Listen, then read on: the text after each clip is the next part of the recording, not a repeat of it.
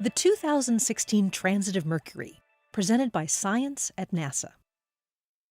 Solar scientists are accustomed to seeing spots on the Sun, irregular islands of magnetism that sometimes erupt, producing strong solar flares. On May 9, 2016, they will see a spot of a very different kind, a dark circle moving across the solar disk. This spot is no ordinary sunspot. It's the planet Mercury, making a rare transit of the Sun. Mercury passes directly between the Sun and Earth about 13 times every century. The last time it happened was 10 years ago in 2006, and the next time will be November 11, 2019. This year's transit will be widely visible for most of Earth, including the Americas, the Atlantic and Pacific Oceans, Europe, Africa, and much of Asia. In the USA, it begins on the morning of Monday, May 9th, around 7:15 a.m. Eastern Daylight Time. This means it begins before sunrise on the West Coast, but that's no problem. The transit lasts for more than 7 hours, so Mercury will still be gliding across the solar disk when the Sun comes up over places like California and Alaska. Everyone in the USA can experience the event. Caution: take care when viewing the transit. Mercury's tiny disk, jet black and perfectly round, covers only a tiny fraction of the Sun's blinding surface. Looking at the Sun with unprotected eyes on May 9th is as dangerous as ever. With a proper filter, however, viewing the transit of Mercury can be a marvelous experience. A telescope with a safe solar filter will be required to see the tiny disk of Mercury crawling across the face of the Sun. Mercury is too small to be seen without magnification.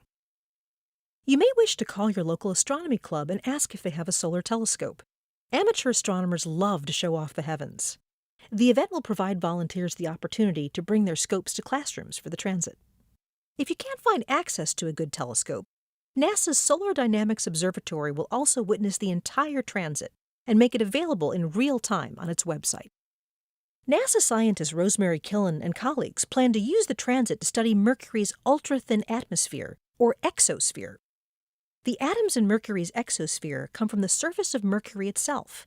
They are blasted into space by solar radiation, solar wind bombardment, and meteoroids. This gives Mercury a comet-like tail, stretched out as long as 1.2 million miles. You cannot see this tail during the transit, however. Killen says, when Mercury is in front of the Sun, we can study the exosphere close to the planet. Sodium in the exosphere absorbs and re-emits a yellow-orange color from sunlight, and by measuring that absorption, we can learn about the density of gas there. She says, we will be observing the transit from the National Solar Observatory, or NSO, in Sunspot, New Mexico. Killen, Carl Schmidt of LATMOS at the French National Research Agency, and Kevin Reardon of the NSO will be on site making observations. The transit of Mercury offers something to professional astronomers and backyard skywatchers alike, from scientific discovery to simple wonder. Mark your calendar for May 9th and enjoy the show. For more news about rare events in the heavens, stay tuned to science.nasa.gov.